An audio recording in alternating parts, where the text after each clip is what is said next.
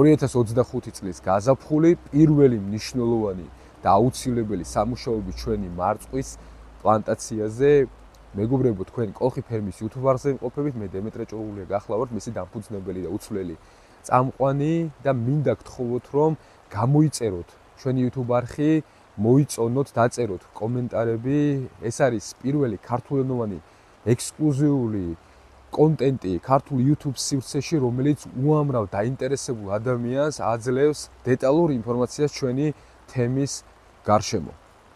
გაზაფხული საკმაოდ ცივი გამოდგა 2025 წელს, ჯერ კიდევ აი ჩვენს უკან კადრშიც კარგად ჩანს, რომ თოვლიც არ არის დამდნარი, ეს არის წარმოიდგინეთ საქართველოს ბარი, ზღვისპირეთი და ესე იგი საქართველოს მთიანეთში როგორი მდგომარეობა იქნება ამ მიმართულებით, ყველამ კარგად ვიცით, თუმცა სამუშაოები იწყება და სამუშაოები იწყება, მეგობრებო, მაშინ, როდესაც უკვე ტემპერატურა გარდატყდება +10, +12 გრადუსიდან, როგორც ნიადაგში, ასევე, რა თქმა უნდა, ჰაერში და არ ღირს იმ პროცედურების გამოტოვება, რომელსაც ეხლა მე განახებ და ვისაუბრებ ამის შესახებ დეტალურად.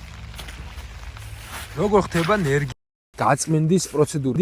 პირველ რიგში ხედავთ, რომ საკმაოდ დიდი ტენია, ამით უმეტეს ბლოგს ვიღებთ წვიმაში. აღმოსავლეთ საქართველოს, უფრო სწორად საქართველოს მთიანეთში, ასევე დასავლეთ საქართველოს ბარში, შავიზღვისპირეთში ტენი ყოველთვის მაღალი გვაქვს. შესაბამისად, ტენი არის მაპროვოცირებელი სხვადასხვა ვირუსებისა და ბაქტერიების გამოწვევის.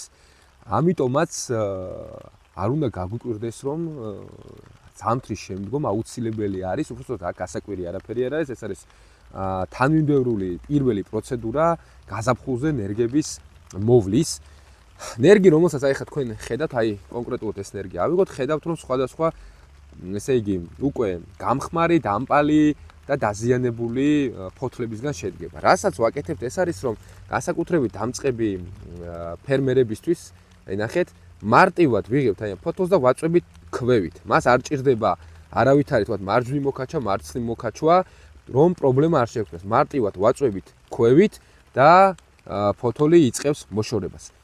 ვაშორებთ აბსოლუტურად ყველა დაზიანებულ ფოთოლს. ნახეთ, როგორ უნდა გაიწმინდოს ეს ყველაფერი. აი, ნახეთ, ყველაფერი აბსოლუტურად, რომელიც იქნება, თქვა, ასევე სარეველა, ესეთი დამპალი ფოთლები, რომელიც უნდა მოშორდეს, რომელიც წარმოადგენენ პოტენციურ საფრთხეს, რომ როგორც კი ტემპერატურა, როგორც ვახსენე, გადატყდება ნიადაგში და ჰაერში სტაბილურად +10, +12 გრადუსზე, ეგრევე დაავადება დაიწყებს გაღვივებას, ეგრევე დაავადება დაიწყებს ამოქმედებას და ძალიან სწრაფად გავრცელდება. ხოლო თუ მის პრევენციას პირველ რიგში აი ამ გზით არ ვაკეთებთ, ძალიან რთული და სავალალო მდგომარეობა დადგება, იმიტომ რომ ძალიან სწრაფად ხდება ისი გავრცელება. ასევე არ იყენებენ და არ ძინავთ, არ გეგონოთ რომ ზამთარში ზამთრება მავნებელს, პირიქით ძალიან სიცოცხლის უნარიანები არიან, მით უმეტეს სათბურში ვინც მუშაობთ და ძალიან სწრაფად მოხდება მათი პოპულაციის გამრავლება. ამიტომ პირველი პროცედურა არის, რომ ენერგი აი ამ ყველა დაზიანებული ფოთლისგან იწმინდება და ენერგი უნდა დარჩეს დაახლოებით 5-6 ჯანმრთელ ჯანსაღ ფოთოლზე. შავიც შიგნით რაც იქნება, აუცილებელი არის, რომ მოშორდეს, მეგობრებო, რომ მაქსიმალურად გამოირიცხოს გავრცელება სხვადასხვა დაავადებელნებლების.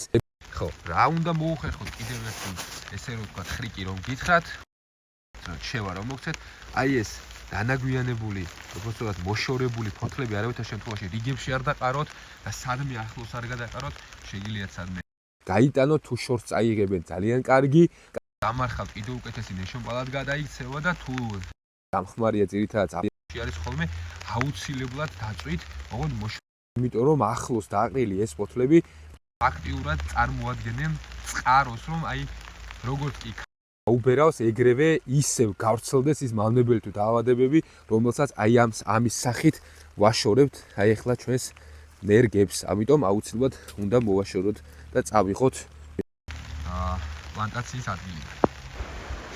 მოქმედება რაც უნდა გავაკეთოთ ჩვენი ენერგებისთვის, როდესაც ენერგები გაიწმინდება, არის უნივერსალური როგორც დახურული გრუნტისთვის, როგორც ღია გრუნტისთვის, ასევე მცირე სიღრმისთვის, ეს არის რომ ნერგები უნდა დამუშავდეს, აი ამ ზამთრის შემდგომ და მით უმეტეს წლევანდელი ზამთრის შემდგომ, ესე იგი საერთო სპექტრის მავნებლების, უბრალოდ დაავადებების წინააღმდეგ, მავნებლების შემდგომ, ეს არის მეგობრებო, უნდა გამოვიყენოთ აი ეს სპილენძის შემცველი ფუნგიციდი.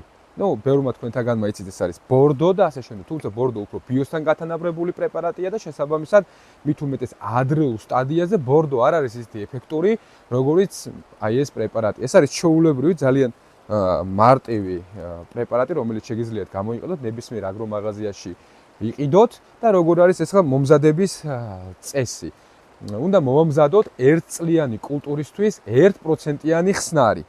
არავითარ შემთხვევაში ბევრმა მომწერა თქვა რომ 3%-იან ამზადებს, არ არის რეკომენდირებული 1 წლიანი კულტურისთვის და იცით რომ ჩვენი მარწყვი არის 1 წლიანი კულტურა, შესაბამისად უნდა მომზადდეს მხოლოდ 1%-იანი ხსნარი. 1%-იანი ხსნარის მომზადება ხდება შემდეგნაირად რომ 100 გრამი ეს ფუნგიციდი უნდა გაიხსნას 10 ლიტრ წყალში და კარგად აერიოს და შესხურების გზით უნდა დამუშავდეს ჩვენი პლანტაცია და ასევე დეტალურად თუ როგორ უნდა მომზადდეს ეს ჩვენი ხსნარი, აი აქ ამონათდებაა და შეგიძლიათ გადახვიდეთ და იხილოთ ინსტრუქცია დეტალურად.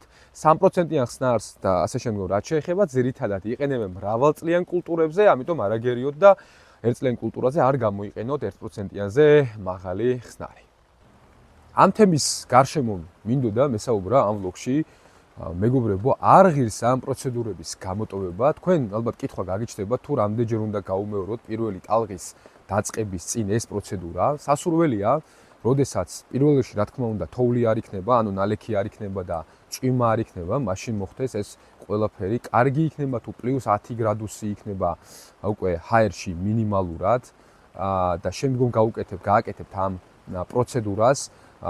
იმ ადგილებში, სადაც ჯერ კიდევ თოვლი დევს, აცადეთ თოვლის სანამ დადნება და გამოჩნდება თქვენი ნერგები, იმიტომ რომ უბრალოდ აზრი არ აქვს გაწმინდოთ და დაიწყოთ ეს პროცედურები, არ გამორიცხოთ რომ ისევ შემოbrunდეს ეს ტემპერატურები, მით უმეტეს სინოპტიკოსები გვაფრთხილებენ რომ ამინდი შეიძლება ისევ დატრიალდეს და გაუმეოროთ უნდა აუცილებლად, როდესაც პირველ ამ პროცედურას გააკეთებთ, ანუ შეასხურეთ ამ პრეპარატს დაახლოებით 10 დღის შემდგომ და პირველ ეტაპზე ფართო სპექტრის დაავადებები გამორიცხული იქნება. ეს არის პირველი მოქმედებები, რომელიც უნდა გააკეთოთ, არ დაგავიწყდეთ ჩვენი არხის გამოწერა, რომ მიიღოთ მეტი დეტალური და სასურველი ინფორმაცია.